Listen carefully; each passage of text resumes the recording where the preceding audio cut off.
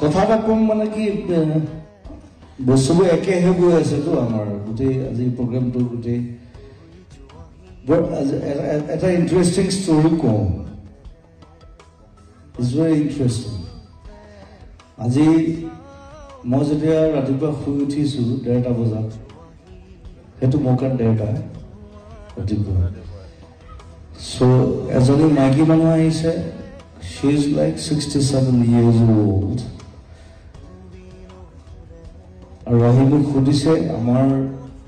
সম্পৰ্কটো কি হ'ল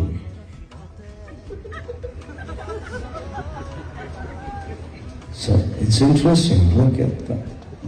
I was like shocked মই নখ কাটি আছিলোঁ দেই so তেওঁ মোক সপোনত দেখে